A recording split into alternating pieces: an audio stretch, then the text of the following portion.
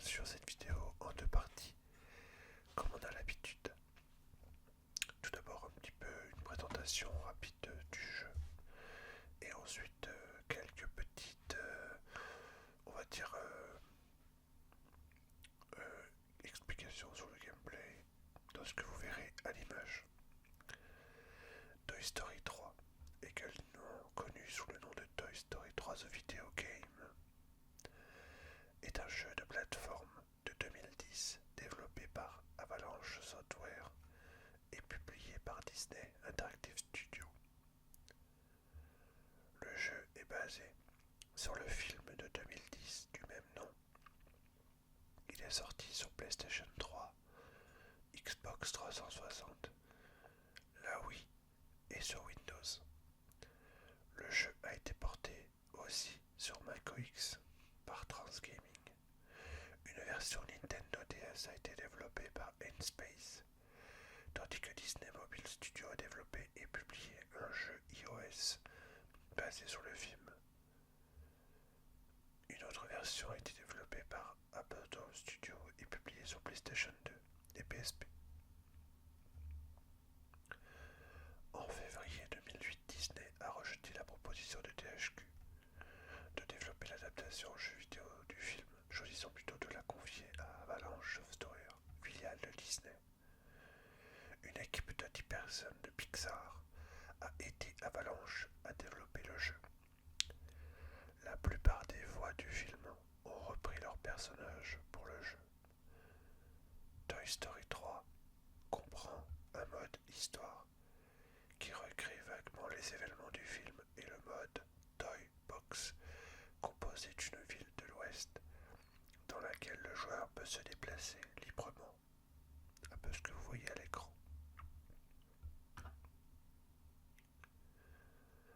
Le jeu a été bien accueilli par les critiques, en particulier pour son mode Toy Box. Le jeu a été un best-seller au Royaume-Uni. Alors ça c'est pour la présentation globale du jeu vidéo, la sortie, etc. Là. Et nous allons maintenant un petit peu parler du gameplay. Pendant que vous regardez l'introduction au jeu. Premier niveau avec un saut d'obstacle.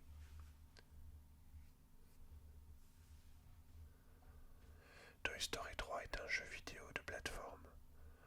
Le jeu comprend un mode histoire qui recrée librement les événements du film et le mode Toy Box qui se déroule dans l'univers de la série télévisée fictive Woody Roundup qui est présente dans le deuxième film Toy Story 2.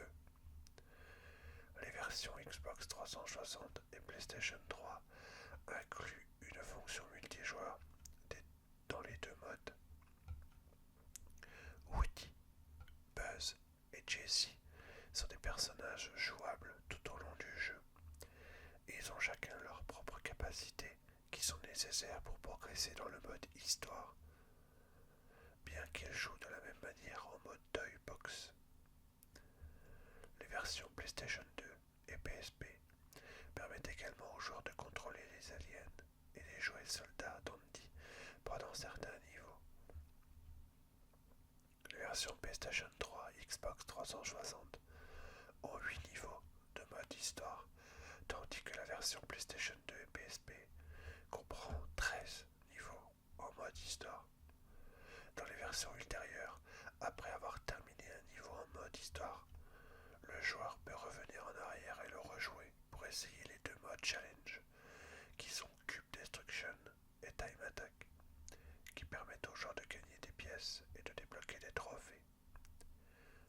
Les trois mini-jeux sont Woody's Roundup, 5 niveaux, Buzz Adventure, 5 niveaux, et Alien Escapade, 2 niveaux, basés sur les événements de Toy Story 2 dans la version PSP. Les deux derniers niveaux de Woody Roundup et de Buzz Adventure, ainsi que les deux niveaux d'Alien Escape, doivent être achetés via le PlayStation Store en tant que contenu téléchargeable. Le mode Toy Box se déroule dans une ville de l'Ouest que le joueur peut parcourir librement et personnaliser. Le mode Toy Box propose des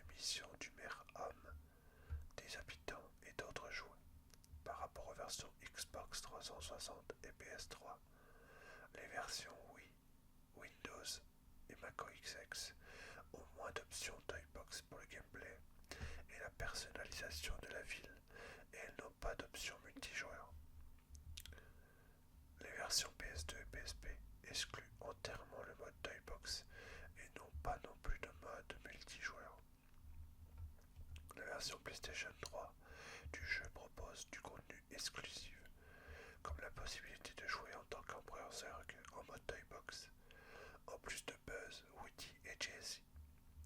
Les joueurs peuvent se déplacer dans le véhicule personnalisé de Zurg et tirer sur des ennemis à l'aide de son Trigun. Zurg a son propre ensemble de missions et son objectif principal est d'éliminer Buzz. De plus, le jeu est également compatible avec le contrôleur de mouvement PlayStation Move et il existe également des mini-jeux téléchargeables conçus spécifiquement pour le Move et qui peuvent être téléchargés gratuitement sur le PlayStation Store. Une application mobile iOS pour iPhone et iPod Touch comprend deux jeux intégrés, le jeu gratuit Woody Wild Ride, dans lequel les joueurs contrôlent Woody tout en chevauchant son cheval Buzz à travers 10 niveaux, et le jeu premium Toy Story Mania, dans lequel il comprend un ensemble de mini-jeux, d'étapes, de niveaux et de prix. L'application permet également aux joueurs d'utiliser son iPhone ou son iPod Touch comme contrôleur pour la version Macintosh. La version Nintendo DS prend en charge une fonctionnalité exclusive Nintendo DSi, où le joueur peut utiliser le modulateur audio pour modifier ses voix enregistrées.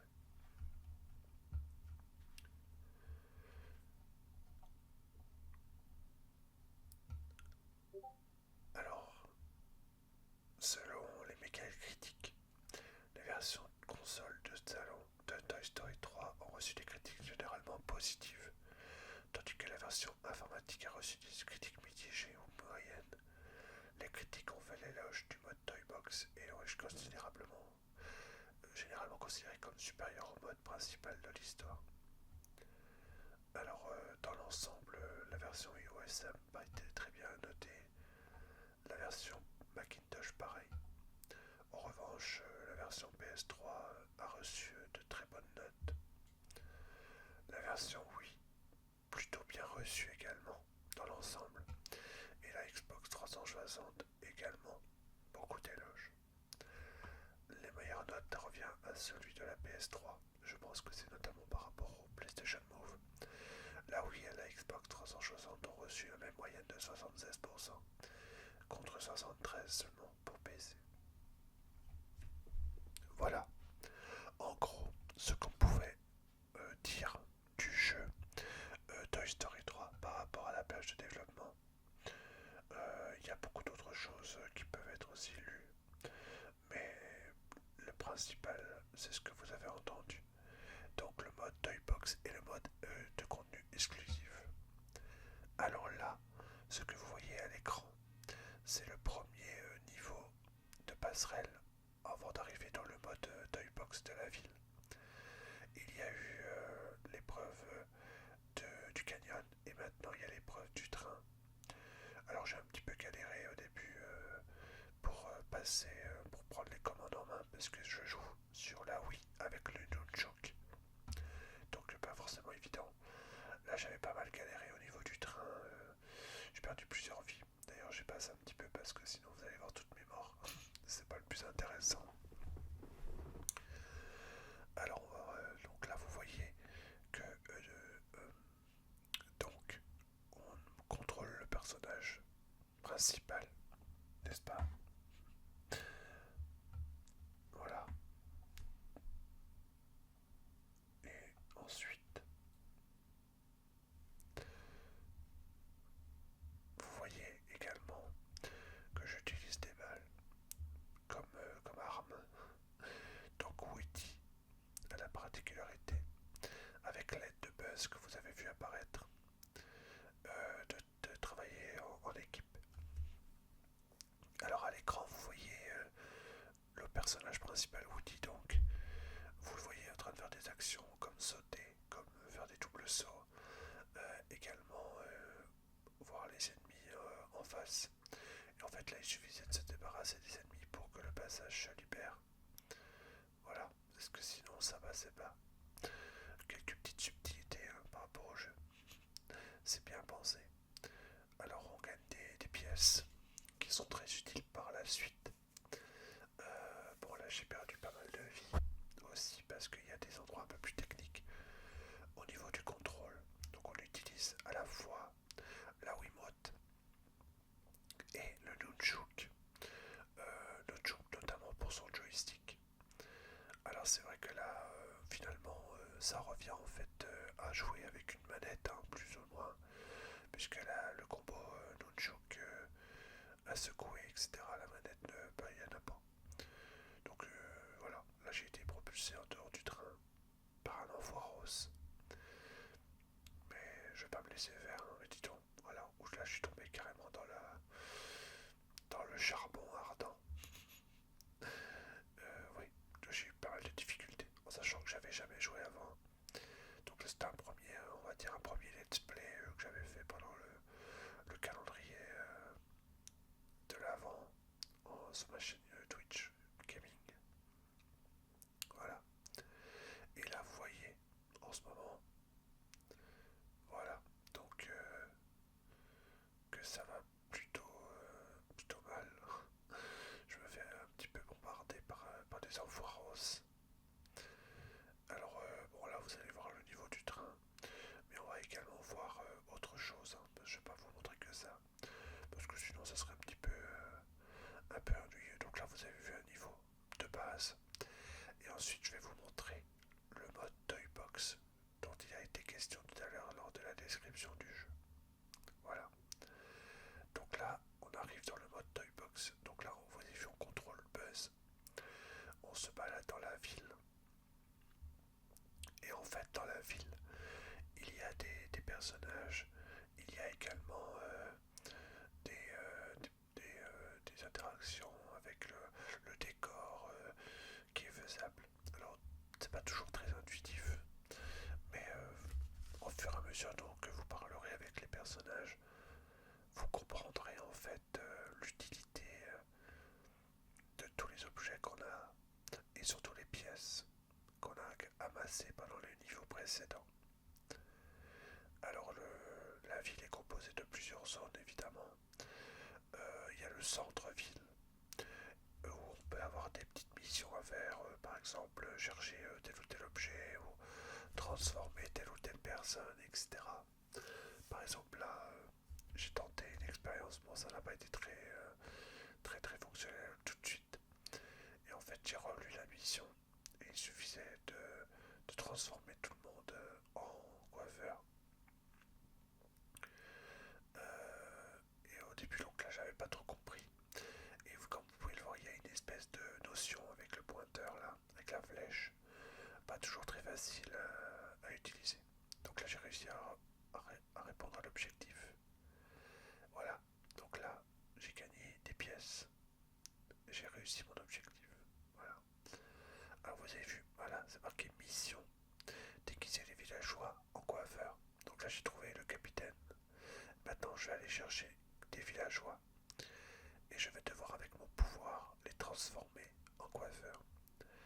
Et là on aura besoin un petit peu du pointeur pour pointer la flèche que vous allez voir à l'écran pour viser. Voilà, vous avez vu la flèche, voilà, donc ça c'est avec la deuxième main, donc il y a le nunchuk avec une main, la Wiimote avec une autre main, et là vous voyez, je vais faire, comme c'est demandé, transformer villageois en coiffeur, et hop, cinématique. Et en fait voilà, le jeu est essentiellement composé de ce genre de choses. On se promène, on fait des petites missions et on gagne des pièces, etc. Franchement, c'est très agréable à jouer. J'ai moi-même eu du mal à arrêter le jeu. Alors au début, j'étais un peu paniqué, je comprenais pas tout. Notamment dans un endroit où il y avait une mine d'or, où je savais pas trop où j'allais. En fait, avec le recul, j'ai réfléchi un petit peu et du coup j'ai trouvé la solution. demandé d'utiliser une pioche. Et en fait, les outils, les accessoires que nous avons ne sont utilisables que dans certains endroits bien précis. Et en fait, quand on s'approche d'un élément du décor avec lequel on peut interagir avec l'objet en question, et ben en fait ça s'affiche de manière assez, on va dire assez automatique. Donc là je me promenais un peu partout pour voir un peu la ville. Voilà, là je vous avez vu, j'utilise la pioche pour récupérer des pièces. Voilà. Et parce qu'il y a de l'or en fait, c'est une mine d'or. Voilà, et en creusant partout, bah, on trouve un peu d'or, des pièces, etc. Voilà. Donc je vous ai montré le gros du jeu. Donc il y a des niveaux comme vous avez vu juste avant au début. Et il y a également une map, le Toybox, comme vous avez pu le voir exactement là, à l'instant. On va s'arrêter là pour aujourd'hui. J'espère que cette petite vidéo vous aura plu. Je vous dis bye bye et à la prochaine pour de nouvelles aventures.